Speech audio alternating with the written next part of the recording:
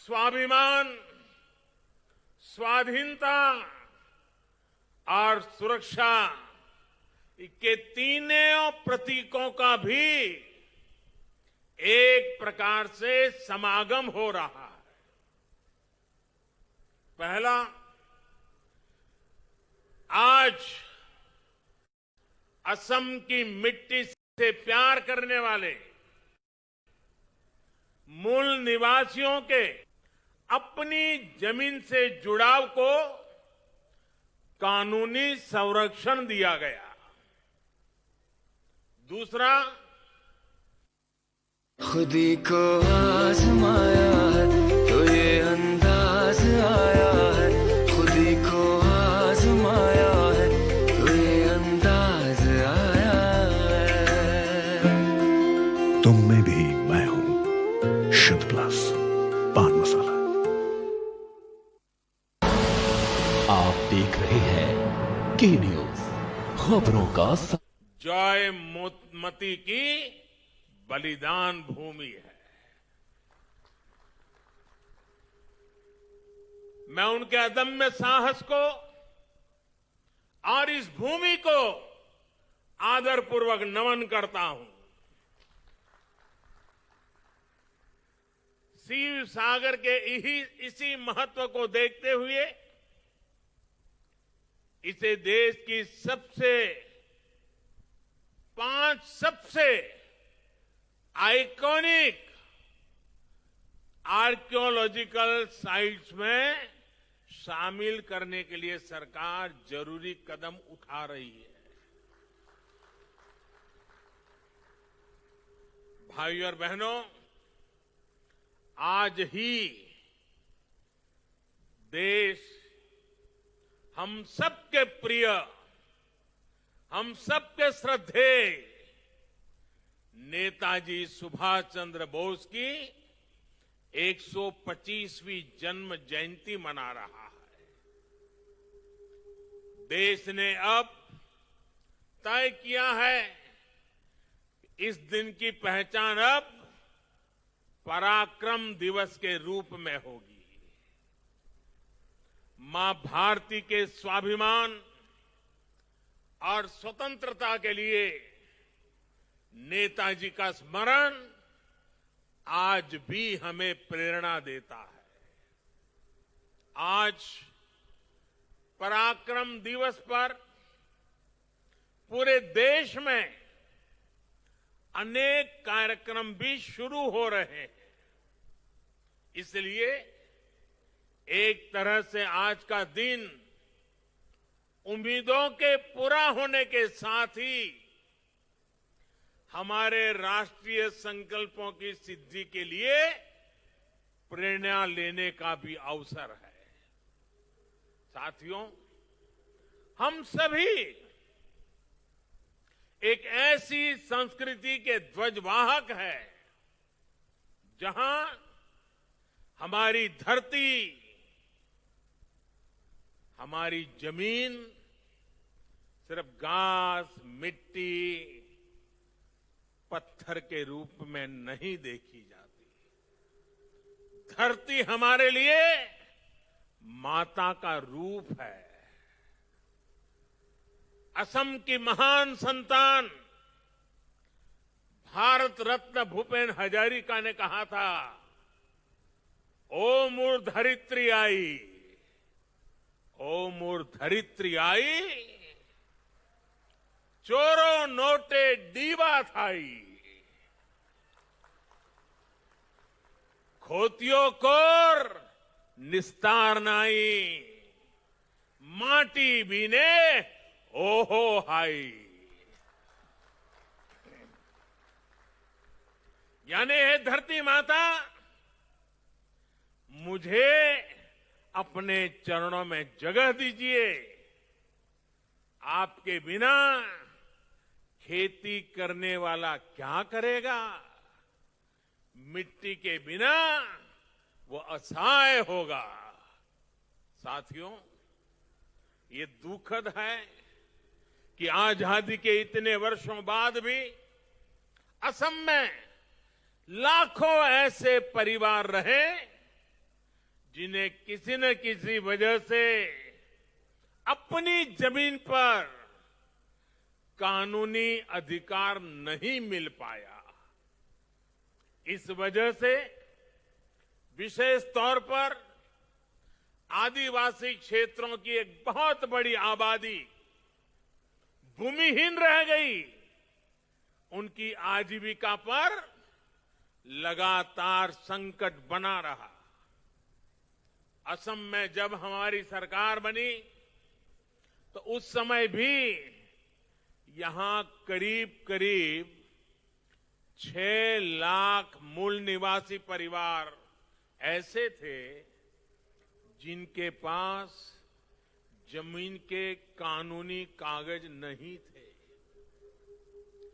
पहले की सरकारों में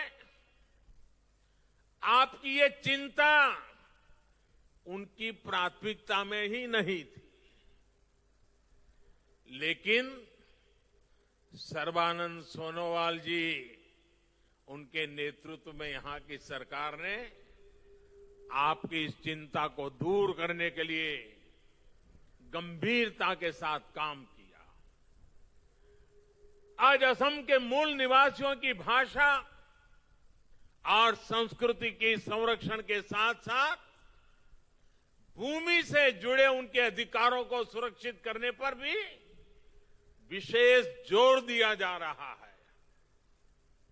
2019 में जो नई लैंड पॉलिसी बनाई गई है वो यहां की सरकार की प्रतिबद्धता को दिखाता है। इन्हीं प्रयासों का परिणाम है कि बीते सालों में 2.25 लाख से ज्यादा मूल निवासी परिवारों को भूमि के पट्टे सौंपे जा चुके हैं। अब इसमें 1 लाख से ज्यादा परिवार और जुड़ जाएंगे।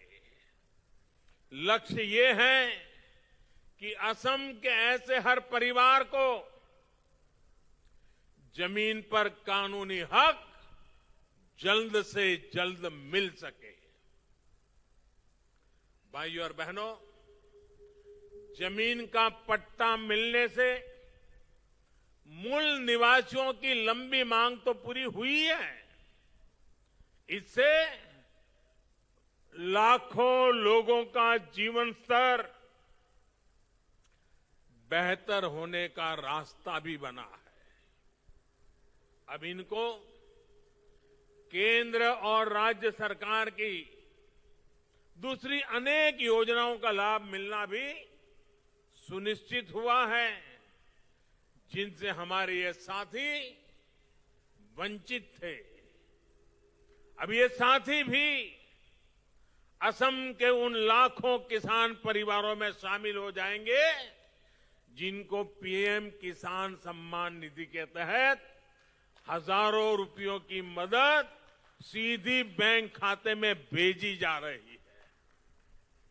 अब इनको भी किसान क्रेडिट कार्ड, फसल बीमा योजना और किसानों के लिए लागू दूसरी योजनाओं का लाभ मिल सकेगा। इतना ही नहीं, वो अपने व्यापार कारोबार के लिए इस जमीन पर बैंकों से ऋण आसानी से ले पाएंगे। भाइयों और बहनों, असम की लगभग 70 छोटी बड़ी जनजातियों को सामाजिक संरक्षण देते हुए उनका तेज विकास हमारी सरकार की प्रतिबद्धता रही है। अटल जी की सरकार हो या फिर बीते कुछ सालों से केंद्र और राज्य में एनडीए की सरकार, असम की संस्कृति, स्वाभिमान और सुरक्षा हमारी प्राथमिकता रही है। असमिया भाषा और साहित्य को प्रोत्साहन देने के लिए भी अनेक कदम उठाए गए हैं। इसी तरह हर समुदाय के महान व्यक्तित्वों को सम्मान देने का काम बीते सालों में असम की धरती पर हुआ है। श्रीमंत शंकरदेव जी का दर्शन, उनकी शिक्षा असम के साथ साथ संपूर्ण देश, पूरी मानवता के लिए बहुत अनमोल संपत्ति है। ऐसी धरोहर को बचाने और उसका प्रचार प्रसार करने के लिए कोशिश हो, ये हर सरकार की जिम्मेदारी होनी चाहिए थी। लेकिन बाटाद्रवा सत्र सहित दूसरे सत्रों के साथ क्या बर्ताव किया गया, ये असम के लोगों से छिपा नहीं है। बीते 4.5 सालों में असम सरकार ने आस्था और अध्यात्म के इन स्थानों को भव्य बनाने के लिए, कला से जुड़ी ऐतिहासिक वस्तुओं को संजोने के लिए अनेक प्रयास किए हैं। इसी तरह असम और भारत के गौरव काजीरंगा नेशनल पार्क को भी अतिक्रमण से मुक्त करने और पार्क को और बेहतर बनाने के लिए भी तेजी से कदम उठाए जा रहे हैं। भाइयों और बहनों, आत्मनिर्भर भारत के लिए नॉर्थ ईस्ट का तेज विकास, असम का तेज विकास बहुत ही आवश्यक है। आत्मनिर्भर असम का रास्ता असम के लोगों के आत्मविश्वास से होकर गुजरता है, और आत्मविश्वास तभी बढ़ता है जब घर परिवार में भी सुविधाएं मिलती है और राज्य के अंदर इंफ्रास्ट्रक्चर भी सुधरता है। बीते सालों में इन दोनों मोर्चों पर असम में अभूतपूर्व काम किया गया है। असम में लगभग 1.25 करोड़ गरीबों के जनधन बैंक खाते खोले गए। इन्हीं खातों के कारण कोरोना के समय में भी असम की हजारों बहनों और लाखों किसानों के बैंक खाते में सीधी मदद भेजना संभव हो पाया है। आज असम की लगभग 40% आबादी आयुष्मान भारत की लाभार्थी है, जिसमें से लगभग 1.5 लाख साथियों को मुफ्त इलाज भी मिल चुका है। बीते 6 साल में असम में टॉयलेट्स की कवरेज 38% से बढ़कर 100% हो चुकी है। 5 साल पहले तक असम के 50% से भी कम घरों तक बिजली पहुंची थी, जो अब लगभग 100% तक पहुंच चुकी है। जल जीवन मिशन के तहत बीते 1.5 साल में असम में 2.5 लाख से ज्यादा घरों में पानी का कनेक्शन दिया है। केंद्र और राज्य सरकार का डबल इंजन 3-4 वर्षों में असम के हर घर तक पाइप से जल पहुंचाने के लिए काम कर रहा है।